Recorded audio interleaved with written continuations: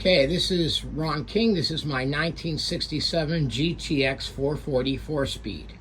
I am converting from a manual drum brake kit to a disc brake kit. I got the power booster and kit from Pirate Jacks, and I'm having a problem with the plate and the firewall, and here's the problem.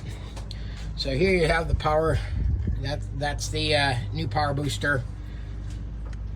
The spread on the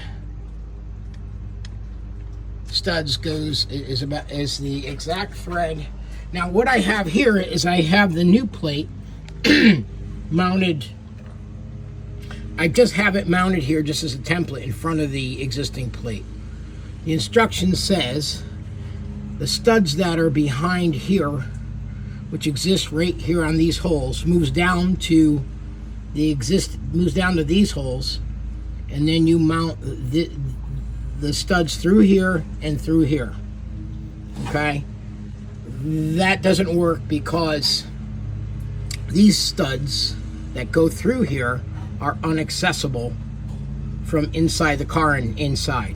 I was able to get the existing master cylinder off, which are those two holes. That was it wasn't easy, it was hard, but still. But when you go up this high, there's a metal duct that starts about there.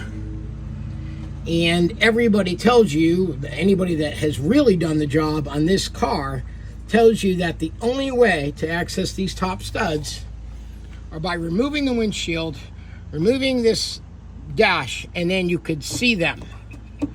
And I believe this because I've been at this for a couple weeks now, and I've done numerous jobs to this car. And when you go inside and you look underneath, okay, first thing I'm going to show you, same thing everybody seems to know and whatever, but there are your, actually I have a socket on there now. There are your 4 existing master cylinder holes and stud holes. But then when you look above, you don't see those next set of holes up top where the nuts would be. You don't see them, and you can't see them.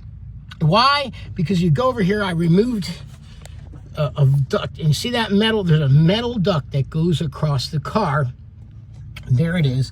And maybe I can get up in there and show you what I'm looking at.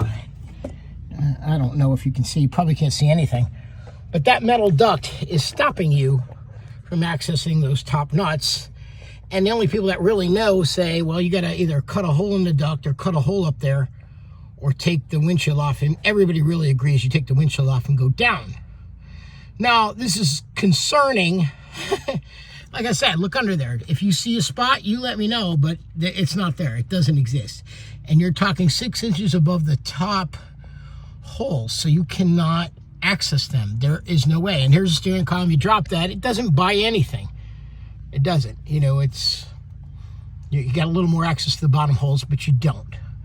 So it's also concerning because even if you did all this and you mounted that power booster to the firewall, if you had to replace it, you'd have to take the windshield out again to do this.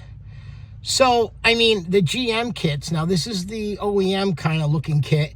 The GM kits have that 6-inch standoff, which, you know, was suggested as an alternative, but I really don't want to stand 6 inches off of my firewall. Let's come out here again.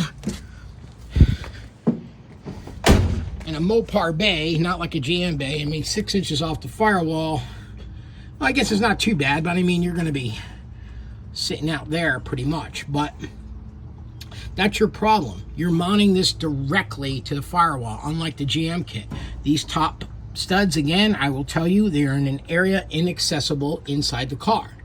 Someone would need to prove to me you can, but so far nobody can. The only people that know, one guy said drill holes up in and make accessible points. I mean, I don't know. I've actually cut the hole so that it's the right size, but like I said, I cannot get these studs out without removing the windshield. The studs are behind this. I know the plate's on the other plate. I know that. I did that as a template so I could make that hole perfect, but it just doesn't matter because I cannot access these top studs. And even if I did, I could not get these nuts on through that plate without, again, taking off the windshield, going through that, which the only way to get to that, according to everybody that's worked on a 1967 GTX, says I have to. So, I don't know. And if anybody really knows, like, don't tell me about a 69 or a 68 or a Super B or a Charger. This is a 67 GTX, which has other little weird things about it. But that's where I'm stuck. That's my issue. That's what I bought. And, I mean, idealistically, if I could stand an inch off the firewall, that'd be nice, because if it was removable, it'd be nice. But I'd have to engineer that. So that's a long video. It's 5 minutes. I'm going to post it up and you can watch it, and that explains everything. And there you go. Thanks.